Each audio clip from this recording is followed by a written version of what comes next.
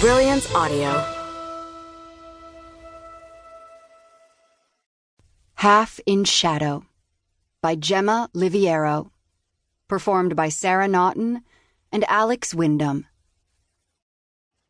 Louvain, Belgium. August 1914. Eve is dead, and Gisela has turned to stone. She has a photo in her hand that she isn't looking at. Instead, she stares at the face of the Baroque clock. It ticks louder since Eve has died, demanding attention in the house that is now filled with whispers. Sounds have died with Eve. Doors slamming, running steps, minor pointless words and arguments, the bustle of a 13-year-old boy and a frustrated mother. Josephine has prepared the eggs. She is the first to sit down at the table. She peels away pieces of cracked shell, dips a teaspoon into the yolk, and rubs the back of the spoon in a patch of sprinkled salt. She watches her mother stand up from the armchair and walk to the table mechanically. Her father enters the room and does the same, his black suspenders drooping at the sides of his trousers.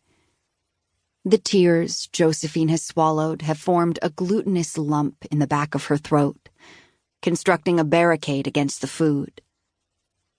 It is different in the house, as if they are too small for it. The house vast, rooms empty, people scattered. The walls now papered with tragedy, the outlook from every window bleak, and the air thick with disbelief. Where is Eugène? No one asks, though it was always asked before the previous week. He was hard to tie down, in and out of the house at all hours. Now they know he is a fixture in his bedroom, angry and plotting, and talking to himself, cursing the bush. Eve had run. Why did he run? Josephine tries to remember the moments before he did. Firecrackers, shouts, screams, her hand shading her eyes at the sight of a giant balloon in the sky. When she looked down, he was lying still on the road, a tiny, dark hole growing larger on his back. He was gone, head turned on its side, eyes open, one arm curled around the top of his head, his small body in the position he would lie in bed. London, 1914. Father! Arthur wakes suddenly into the violet-grey dawn that coats his bedroom. His heart is pounding from something he has seen in a dream, sweat trickling down his chest as if he stood too close to the fire he witnessed inside his head. He turns to look at his wife, silent and still on the bed beside him except for the faint rise and fall of her shape.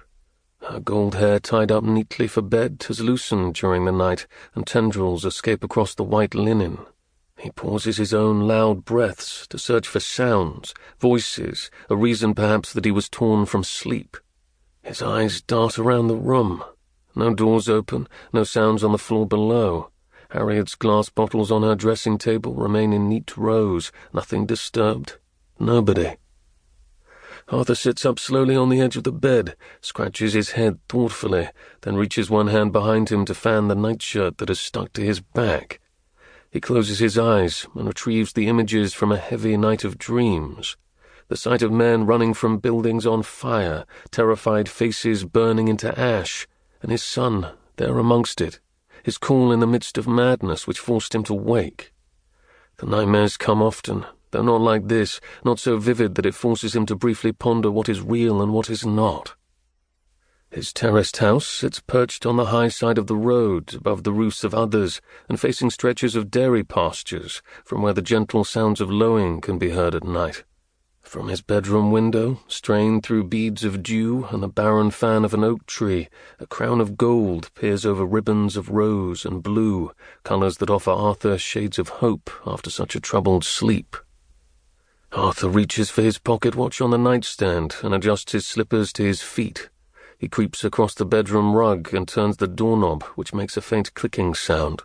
It stirs Harriet to shift her body, rearrange her legs, and rub her cheeks softly against the pillow until she is once more still. Gently closing the bedroom door behind him, he whispers his son's name, the sound travelling down the hallway and dissolving into nothingness. It is a kind of madness, he thinks, a desire for something he knows isn't there. Then the wait in silence, the hope for a response, fragile and fruitless, before finally a conclusion, an explanation that he is not fully awake yet, not yet over the dream.